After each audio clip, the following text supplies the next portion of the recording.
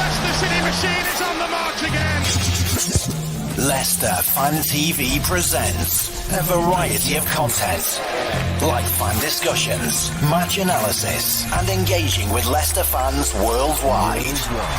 We want your views live. Thanks to our sponsors, Everards, Barlow Blinds, Pukka Pies, Car Leasing, Distillers Direct, Hollogram, Take Me, Newby Co, and the Foxes, Arms and Rainbows. We are live in 10, 9, 8, 7, 6, 5, 4, 3, 2, 1.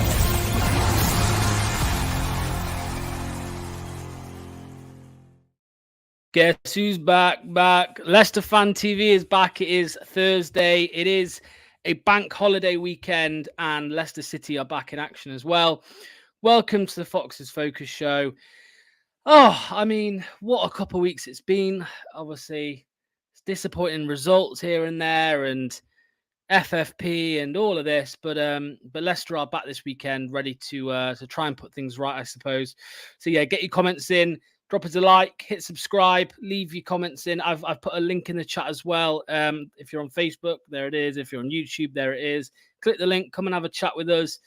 And yeah, we'll get right into the show.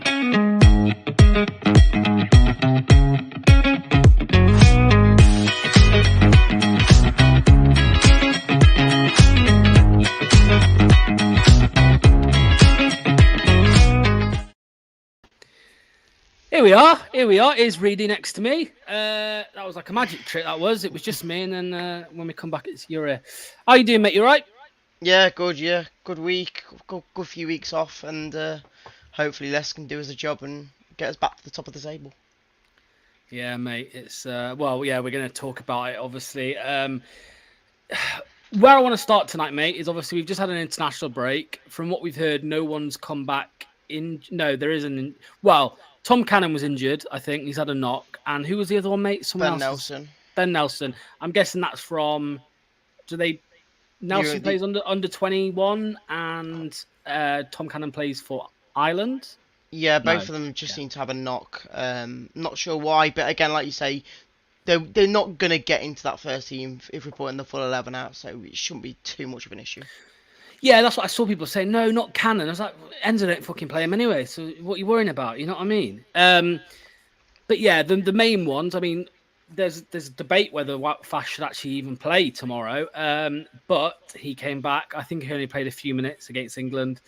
So yeah, so we're looking all right. Vardy's back. Ricardo Pereira might be back. We heard. And more importantly, Enzo Maresca has dyed his beard. If you don't know what I mean, go and check out social media. I'm sure you'll see it. But yeah, get your comments in, everyone. Let me know what you think. How was your international break? How was your week? Let me know. And what do you think is going to happen tomorrow? We'll look through a couple of the comments. David Barker is here. Nothing but a win will do. Anything less is not ideal in the business end of the season. Yeah, we'll talk about it a bit more in a sec, David. But it's definitely a must win, as is every game. Adam's here. 2 wins over Easter is a must. Final whistles here. Evening to you. Remember, guys, here is the link to the chat. Just click the link, come and have a chat with us. Yeah. Reedy, so we play Bristol City tomorrow, and Monday, I keep forgetting who we got on Norwich on Monday. Tough game. You'll be at the Bristol City game tomorrow. 2.5 hours down. You won't be the only one. There'll be lots of fans travelling down and a good atmosphere, I'm sure, of course. I mean, it's a must-win, ain't it? Like, I know we keep... Obviously, it's a must-win, but, like, do you agree that if we come out with a really... Well, if we come out with a bad performance and don't win tomorrow, would you rule out top 2? Because I would. If we come out tomorrow and we don't look like a better team than we did 2 weeks ago, then I think we will drop out the top 2. And the reason for that is because we now have... Like, we have to improve, right? Like, earlier in the season when we were picking up wins nearly every week, even though the performances weren't 100%, it was like, oh, it's all right. It's fine. We're getting by. But now we know if we don't improve, we're done for. So the pressure's on and on and on now. Like I say, beforehand, when we were getting draws here or there, it weren't worse because we were having a point gap. But now we've literally lost all the point gap we had. So, and obviously with all these things going on top of the breaches and the point deduction, it just means even more pressure. And now it's even more pressure as well with Leeds and Ipswich both playing on the same day as well, which obviously doesn't help when we're the first game of the day. It is a must win. It has to be. As much as I still think it's going to be hard, and I wouldn't be shocked if we drew. I'd probably say I'd be happy with a draw against someone like Bristol City away because they are playing well. And even like I say, even Norwich, they're in top 6. They're going to be looking, and even Enzo said on his press conference, every team now is going to be trying to reach their target for the season. If it's promotion, if it's playoff, if it's again getting out of the relegation zone, they're all going to be tough games, and it's going to be even tougher now. So, like tomorrow is not going to be an easy fight. Yeah, I'm surprised you said you'd be happy. You'd take a draw. Oh, I'm not saying I'll be happy, but no, again, not happy. I'm surprised you're even saying you take it because I think that's a disaster. I think if we don't win tomorrow, it's a disaster. And I'll tell you what, mate. If we drop points tomorrow, right? Obviously, we're the early kickoff. If we drop points, everyone's going to be wanting it. Yeah. Well, if Leeds and Ipswich then go and win, right? We then end up in 3rd, I believe. It is a must win. I'm saying it is a must win. No, but I'm saying. Well, what I was going to say was, if that happens, let's say that those set of circumstances happen where we lose or we drop points, and Ipswich and Leeds go in ahead of us. I can't imagine what the atmosphere is going to be like at the KP on Monday. I think it's going to be toxic. I really do think it'll be toxic. Now, some people might think that's an overreaction, but you know. I get the people who are being a bit reasonable now because obviously some people, including myself right now, are saying, well, we were 15 points clear. Now we're 2nd. That's a disaster in itself. And I hear what some people are saying. We've still got a game in hand and whatever. But if we lose tomorrow and then Leeds and Ipswich go and win, I would imagine the majority of the fan base are going to be very, very angry and it's going to be a bit toxic on Monday. Do you think it would be toxic at the King Power on Monday? It's hard because, again, it's like expecting a win and saying it's a must win, it just puts more pressure on it. Like I said at the start of the season, we had no pressure at all. We just played the game and we won games by scoring late on, which again, when you said it was about tiring the teams down and scoring late on, it's just what we do. Now it's like we have to score. We have to be winning these games. And me and Sam did a preview, did a team talk earlier, and we were saying that it's about the first goal. If you go down a goal, it just makes it even worse. If you score a goal, at the moment it looks like we defend 1-0 leads. If you go, you might as well go for the killing. Go like Chris says, you got to go for the kill. You got to get the first goal and then go for the second. The moment you get that second, then you can relax and be like, yes, it's not a definite win, but you've got a very good lead and you just got to make sure you keep it. Recently, the last couple of games, like say Sunderland, Hull, we went behind or we scored 1 and then we just stopped playing. We stopped trying to attack. So, and I'm hoping that from what Enzo said in his press conference, saying he's tried it and over the international space, he's actually looked at trying a different system, which for Enzo is massively. Well, talk to me. I haven't watched the interview. I haven't watched it, mate, yet. The video. I saw a video shared. What did he say? His words were he said over the international break he's been training and learning a different way of playing if things aren't going right for us. As in, if we go 1-0 down or we're not playing comfortable in the game. He said he switched it up and he said it's not about individuals, it's about the whole team. He's changed it, so if things aren't going right for us or we are losing in the game, there is a different style to come into it, but hopefully it's not basically the same style with a few extra players moving around a bit. Like say putting Ndidi more Mavadidi playing more central instead of putting him on the wing more. It's about just making sure you've got the best players out there, and if it's not going right for us, then you switch it up. Like I say, bring in another striker on, which again, the whole season we've said that Enzo's not going to do that, but if it means being 1-0 down or being 1-1 and trying to go for that extra goal, you do it. And like Craig says, it's plan B. You're laughing, but he has said it now, and there is video proof that he has he's showing that he wants to try and make sure we've got the best chance possible. Well, it's as simple as you have to do what you can do to win. So if you don't win, if you're not winning and then you don't change things, and there is obviously going to be there's obviously going to be criticism. So, Callum says, where's the comment? There it is. So basically, if it ain't working, we will just play long football. I can't see that happening. Obviously, Craig laughed about a plan B. Daniel Fox said, got to draw a line under everything that's happened and focus on a mini 9-game season. That is what it is, and I like now at this stage. The problem is, it's the worst part of the season to do it in. Oh, it is. It's the worst. Yeah. It's the worst time. I would have rather just had a bad run in at Christmas or just before Christmas or whatever. Chris says, will Ricardo be coming back anytime soon? Apparently so. Apparently he's fit. He could be in the squad tomorrow. Yeah. Plan B, Vardy in goal. There was another interesting comment which I saw up here. Facebook user, whoever it is, says, I think we'll hammer Bristol tomorrow. By the way, it's not Bristol. It's Bristol City. I do this every show. I've been putting in every post, every stream that I've put the word Bristol in. I've started with Bristol and I thought I need to change that because it could mean Bristol City, Bristol Rovers. It could mean anything. Oh, mate, every single show someone mentions a Bristol or a Sheffield. And I always say, would you call Manchester City Manchester if United weren't in the league or vice versa? You wouldn't. You'd still call them Man City. It's Bristol City. Imagine, yeah, anyway. Got to draw. No, sorry, I've already read that comment out. John Simpson said, this bunch of players needs to get their act together or this season will end up like last season because that's how we are playing, just like last season.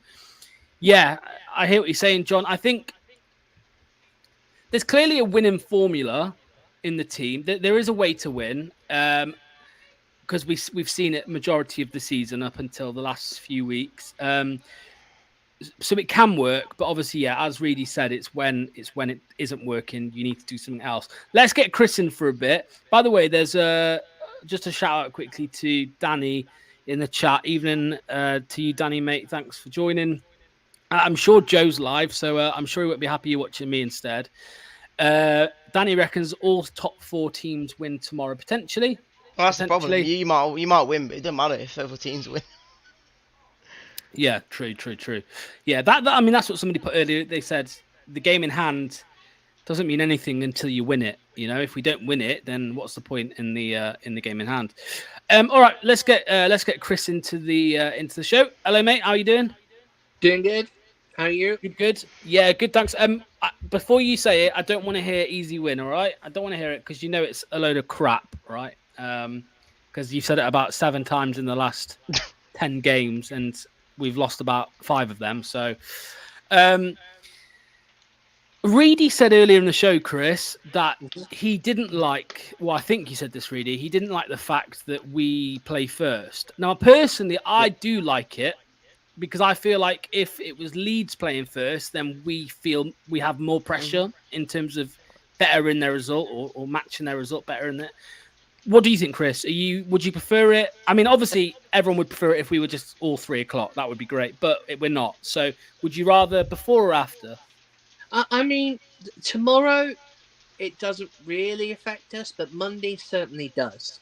Especially with Ipswich playing Southampton. That is a big game.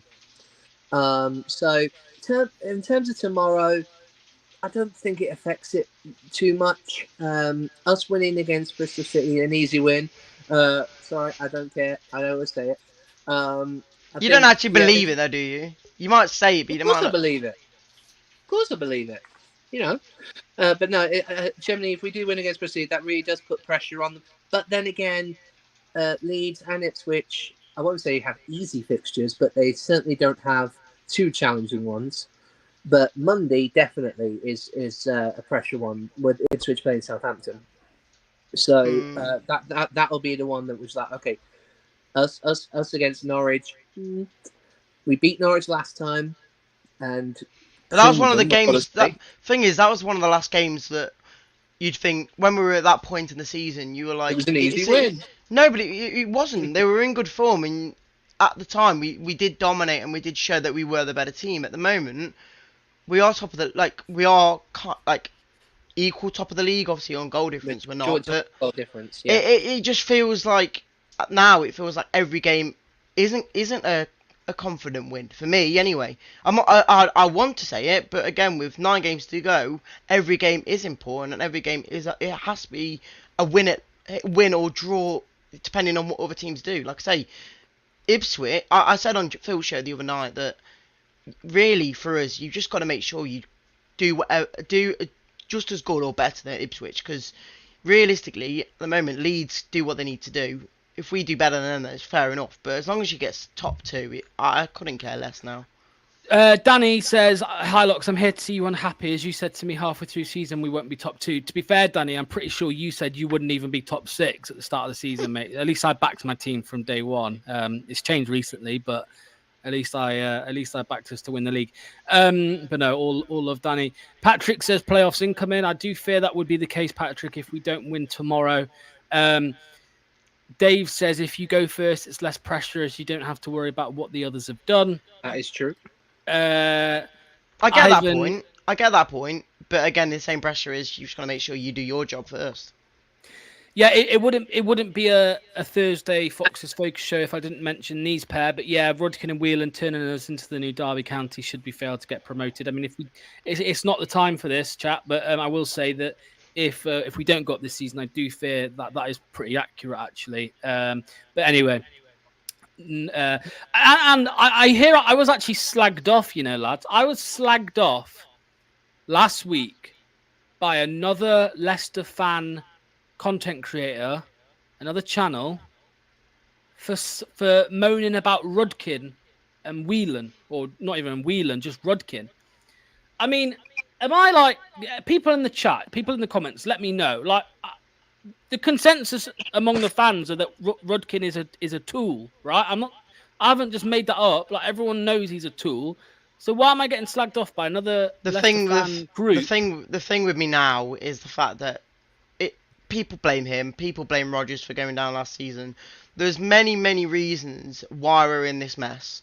If I'm totally honest, again, Rudkin is probably to blame mostly. But like I say, Schmeichel leaving, you had Fofana doing whatever he did. There's so many reasons to why we're in a mess last season. Playing Ward, that's obviously Rodgers' fault. There's so many reasons why we're in a mess right now. But to be honest, now the only thing we can do is go up. That's the problem. I'm sorry, Fofana's deal was a terrible deal in the sense that it was if it's just said straight out 80,000, brilliant, one cash sum. We decided to do it over payments. So that was a terrible decision. Well, that's what Chelsea's been doing the last bloody 5-10 years. And that's how they're getting away with it. They're doing finances. That's how they're getting away with it. They're doing it through finance. They're doing it via payments. Well, what we should have done is just simply say, no, you want him, you pay it up front. Had we done that, we probably wouldn't have been in this mess because that 80 grand would have been... Well, it's not even just that, though. With it's wages. It's down to mainly wages. Yeah. Well, anyway, that was my little rant about Rudkin. And the only person who I know who's a bigger tool than Rudkin is the Leicester content creator who slagged me off for it. Anyway, you know who you are. Stephen Sin Yangwei says Leicester City will win the championship and go back to the Premier League. No doubt. Well, there is a bit of optimism. Stephen said we went down because we were the worst team in the league. Stephen, I hear what you're saying. I wouldn't say worst, but do you not think that, Stephen, though, that if Rudkin had sacked Rodgers earlier, we had a better chance of staying up with a new manager for a longer period of time? 100%. Chelsea got to shift 200 million by the end of June, otherwise they will be charged. Lose tomorrow, Ivan says, I fear the worst. Win tomorrow, I feel we could go on an unbeaten run, which is crucial. First 20 minutes, I want us to be on the front foot with passion and energy. More passion, more energy. More you know that song, Reedy? More footwork. Yeah, man. Steve says maybe. All right, so going into the game, Chris, let's talk about the striker. Let's go with the striker. Let's chat about the striker. Actually, no, we're not going to talk about the striker yet. We'll talk about that in a sec. We're going to be talking about the defenders at the minute. So the question I have is, who is starting at centre-back? Because if it was my decision, Connor Cody would be starting there. Over, I don't know, because Cody is better as the central defender, the center of the three. that's where Cody's better, but that's where Vestergaard plays. And obviously, if anyone was to be dropped, it's Fass, I think. But then that would mean Cody plays on the right, or Vestergaard plays on the right side of centre back. So I don't know. I think it's a bit of a dilemma whether Enzo just plays Cody maybe on the right side where Fass normally is. But who do you want to see start there? By the way, Stephen, sorry, it's not Nelson. Nelson now's got a knock. And anyway, I don't think I'd want Nelson. I think I'd want Cody over Nelson. But yeah. Yeah, I mean, don't get me wrong. Fass is dropping. I've been backing Fass throughout the season, but unfortunately, the past few games, he has not been in it at all. So on that grounds, I would have to drop Fass. Would I put Vestergaard? I think Vestergaard would be okay in Fass's place, personally, because I think whichever way he goes, he's still pretty strengthy. So I would say put him there, and yeah, I agree with you about Connor Cody. Completely agree with that, because I've been a huge fan of Cody. I think he's absolutely brilliant. Why he hasn't had game time, I don't know. It's okay. We've said this like through 3 previous managers. Why not them? So yeah, I would say definitely Cody and Vestergaard and switch. Yeah, I mean Cody's more. For me, really, Cody's a bit more mobile than Vestergaard, I would think, but maybe I'm wrong on that. I know Vestergaard's better on the ball, but I mean, that would be an interesting race, wouldn't it? Vestergaard and Cody. I don't know who would win that race, or should I say, I don't know who would lose it. But are you agreeing with Chris? Would you like to see Vestergaard and Cody, or are you thinking still stick with Fass? Me and Sam were having a really big debate on it today on the other show, and I couldn't pick. Obviously, Cody's been showing that he is probably the more safer centre back. He's obviously a lot older. He knows what he's doing. He's been in this situation before, so I get reasons why he starts. But from the season overall, I did pick FaZe just because of the connection he does have with Vestergaard. I'm not saying he doesn't deserve a drop. I think he does. But I think he's faster than Cody. I think he's more physical than Cody. I think, yes, at times he could get caught out. But for me, you need a bit of a mix and match from the defence. You need someone who's slow in there because you need someone like Vestergaard who can pass the ball. But you need someone faster. And I don't think Cody's there. But where, like you said, I think Cody suits that central defender more. But you can't drop Vestergaard in this season. No. So, for me, I would pick FaZe just because of his pace and a bit more ability on the ball. But again, I know what you mean. He deserves a drop, but I don't think he will. I don't think he will get dropped. He's been slippery. It's a big risk if we keep him. I think the big choice is on the other side. Really? You think that's a bigger choice? Because I don't like who are you picking on that left hand side? For me, it's Doyle every day of the week. Yeah, I don't know. I don't think it's the biggest issue. I really don't. I know what you're saying. I think James Justin is probably the weakest in terms of. He's not a centre back. That's the. Well, no, he's not a centre back. Of course he's not. But. And Doyle is more of a centre-back, but then in terms of the transitional side of the game, going forward, Justin is better. So it's hard. I hear what you're saying. I still think the Cody Fass situation is a bit more of a priority, but I hear what you're saying. Steve Robinson said, Patrick Hook, we don't need to protest. We need everyone to get behind the club and players from now on. Right now, yes. Obviously, if things continue as they are right now, and things do continue kind of declining, or even at the end of the season, regardless of what league we're going to be in, there is something that needs to be done and said about the running of the club, because what I'm about to say, I don't know if I should say it. Maybe what I'm about to say is something I normally say on other fan channels for other clubs when I do away fan shows. I don't normally say it in front of Leicester fans because I think I might get a bit of stick, but I will say it here. Where's that? Give me stick if you want. I honestly don't think Top is the right man. I think he's out of his depth. That's what I'm going to say. I think Top is out of his depth. He got put in the position because of the tragic accident. Again. Yeah. And fair play to him for not getting rid of the club because he wanted it, right? It was. I'm pretty sure Vishai bought the club because Top wanted to own a football club, and they chose Leicester. But I don't think Top. I'm not saying Top should get rid of the club. I'm not saying that at all. Because I just think that Top needs to change the structure and the people who are at the top with him, around him, the people around him. He needs people that are able to advise and run the club alongside him better than what there is now. Because the ones running the club right now alongside him are absolute idiots. But as it stands, I do think Top is out of his depth. But yeah, anyway. I wouldn't say... I do. I think he's out of his depth. I do agree and disagree at the same time. I personally think it's not a case of being out of depth. I think it's a bit of naivety. No, I get it. And that's pure, and that's not his fault. That's pure the fact that he's been pushed into a position which he wasn't expecting. Maybe later on he was expecting it, but certainly not as quick as he was. And because of that, he then has to rely on people on a bit more higher management, things like that, because he's been pushed into a position. That's naivety. And whilst I appreciate that, again, he's been put into that position, that where we're at now, hopefully will open his eyes to that naivety a little bit. Yeah, I was just trying to have a quick look here.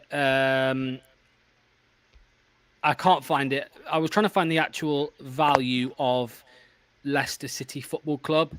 As of May 2023, well, as of May 2023, it will be less now because of relegation. But as of May 2023, the club was worth 600 million quid. Can you afford to have somebody who's naive in charge of a 630 million pound business? No, you can't. So that's all I'm trying to say. Are you for real having a go at Top? Yes, I am having a go at Top because that's who the buck stops with, right? You've not allowed. Relegations happened. You've come out. Top did come out and say there's going to be an investigation as to what's happened. We all know what happened, but I've not heard anything about this investigation. Well, let's just say this. When Vichai first came in, his plan and his words were, we're going to be in the top and we're going to be winning stuff for the next, 5 to 10 years. We've done it all with him. Like I say, now, I'm not blaming Top for it all. At all. No. Not at all. But I'm saying is, I don't think he's got... I would say you don't think he's got the balls to sack Rudkin. I don't think he's got the balls to do stuff like this because I think he trusts him. He can't, because if he sacks him, he's got to find someone new. So he's just hoping what he's got is good enough. Yeah, like I said, I'm not saying Top should leave the club. I'm saying he needs to. I mean, we did 2 trophies Top. Don't forget that we have won 2 trophies under Top. Yes.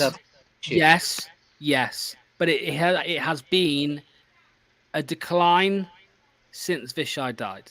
It has been. When Vishai died, 2018, obviously then we had 2 good seasons after that. Things don't change badly overnight. It takes time. And the way the club's been ran, right, on the pitch for those years after Vishai, great, still great, right? We continued success.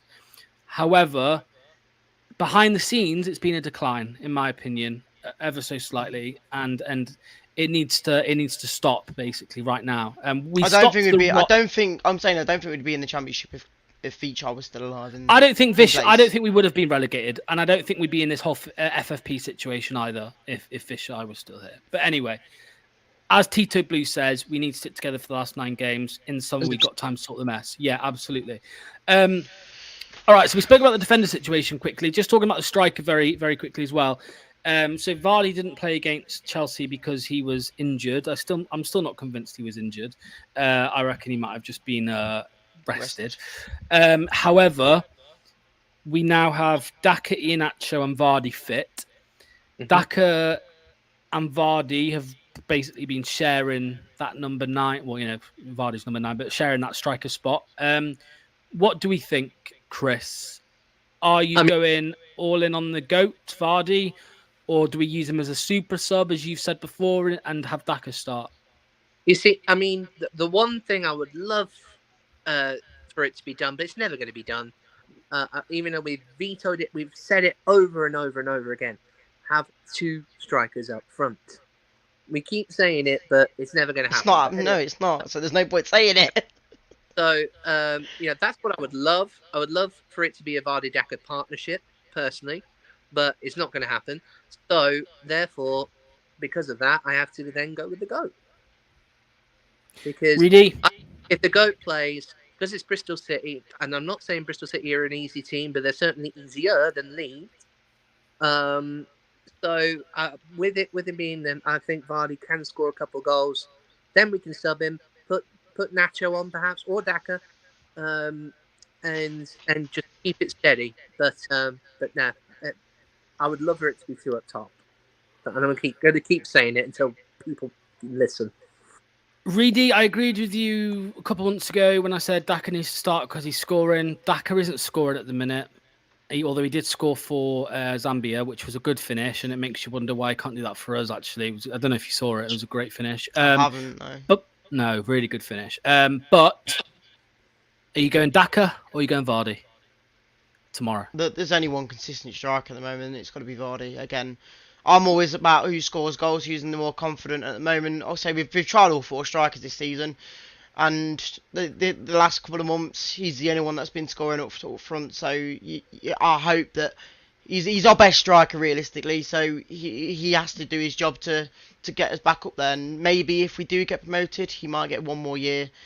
I'm hoping maybe, but again with all this embargo, I'm not too sure at the moment. But again, he's the only one scoring goals. You've got to give it to him, and hopefully, out of all of them, he's the one that will finish all these chances that Daka has been missing the last couple of months. If we get promoted, though, the embargo doesn't stand. No, I do get that. I do get that. It just all depends on what happens with it.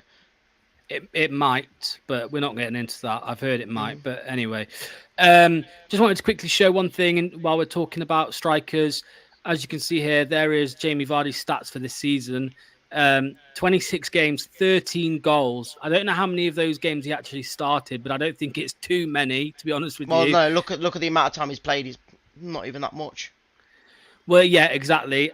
He's got a... I don't know if that means they're a goal every... No, anyway. But what I do know is that it's Vardy's best goals to game or goals per minute ratio of his whole career. This league is it should be way too easy for him. Obviously, at the start of the season, he wasn't doing as well as most people would think of, but again, when he's scoring at the moment, he's scoring 1 or 2 in a game. And when he's not scoring, again, we'd barely score a goal. So that's why he has to be up front, and hopefully, again, he's the one player that wants to score goals. So he's got to play. He's got to be in there for me. Yeah, absolutely. Tita Blue says Reedy has played some mind games with Ipswich fans. Nice one, Reedy. Jack says get Vestergaard up front. Remember the Nacho Vardy? Yeah, remember the Vardy Nacho partnership in the COVID season? We can dream. Play anyone up front, but not Naka. Is that a combination of Nacho and Daka, or all in with Vardy? Steven says nice to see them both start, but obviously they won't. Again, would be nice. Yeah, Craig said put all 3 in as well. Guys, there is 116 people watching. Please just drop a like on the video. If you're watching on YouTube as well, hit a like and hit the subscribe button.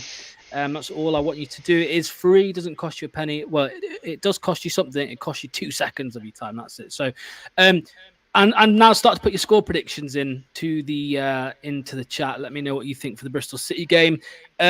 Chris, score prediction, first goal, or score prediction, first goal scorer. Okay, I've been saying 4-0 and I've been nowhere near it. So this time I'm going to say 2-0. And I think Vardy braced. 2-0. Don't think we're going to concede. Christ. He did give Bristol City a bit of banter, didn't he, when he ran the length of the pitch and then showed his pointing to his name on the back of his shirt. All right, Chris, mate, cheers. Thank you very much. Enjoy the easy win tomorrow. Tomorrow early kickoff, and I'll see you next week, pal. See you in a bit. Bye. All right, Reedy, mate, score prediction, first goal scorer. I've said 3-1, and I think I remember saying that Who did I say is the first goal scorer? I think I said that I want to see Jude Vior get a goal because again he's not been in the best form the last couple of weeks. I think he did improve versus Chelsea, but again I think everyone improved because of the standard we needed to be at. But yeah, I think Vardy will score the first goal. And I think 3-1. I don't think we're not going to concede. We always seem to concede at the moment, and normally first, so it's just unfortunate. But hopefully we get that first goal. If Cody plays, we won't concede, mate. We won't concede if Cody plays. Let's put that in a statement, yeah. Because if Yeah, he starts and yeah. we concede, Yeah.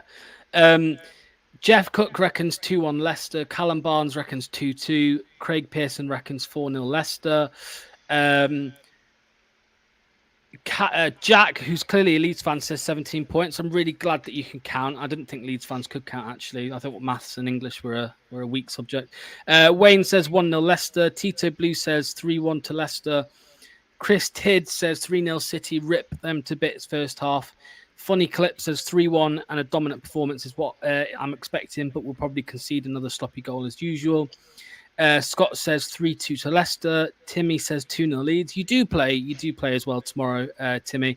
2-1 to us. Dawn says, I'm going to say, don't know, man. What do I say? I'm not going to do the whole head and heart thing. 2-1. 2-1. I think it's going to be. But then again, I said if I don't see a really good performance, I'm going to be worried anyway. So 2-1. Who knows? But Callum Barnes, Leeds fans obsessed. Well, you know, hey, if they didn't care about us, they wouldn't be in here right now, would they? Well, yes, exactly. And last comment there of the show, Terence Gardner says 2-0 to the Mighty Foxes. Lovely stuff. See you tomorrow, right. Terence. Oh yeah. Oh, does he? He's He's on my with coach. you, mate? Yeah, he's on my coach. Awesome stuff. Oh no, there is one more comment actually. Hope refs don't play tough with not so good relationship with the EFL. That's why I wouldn't play Fast. He is too obsessed with refs' decisions. Yeah, Fast likes a lot of put his arms up, doesn't he? Like wailing his arms. It's like Tillemans used to do. It must be the Belgium and then, but yeah. All right then. Cheers, Reedy, mate. Thanks for jumping on. Worries. Enjoy the game tomorrow, and we will see you. Sunday. Jamie's show probably Sunday. Yeah. All right, mate. Enjoy your weekend. Cheers, pal. Last one of the show. I remember when you did it at a good time. Gray, just because of Gray gets it now. Gray gets the last comment. There you go, Gray, mate. Lovely to hear from you, Gray. All right, then, that's the end of the show. Like I said, 120 people watching. If you can drop a like on the video, hit the subscribe button as well. Would be much appreciated. And yeah, even when the show's finished, keep getting your comments in if you want to. Let us know what you think to Leicester at the minute. We'll look at them and stuff like that. And yeah, have a lovely Easter weekend. Hopefully we win tomorrow. And I will catch you next time. Cheers all. Thank you. Thanks for watching Leicester Fan TV. Thanks to our sponsors, Everards, Barlow Blinds, Pukka Pies, Car Leasing, Distillers Direct, Hollogram, Take Me, Newby Co, The Fox's Arms and Rainbows. Run by the fans, for the fans. Follow us on socials at Leicester Fan TV and visit LeicesterFanTV.com for all the latest news, views and videos.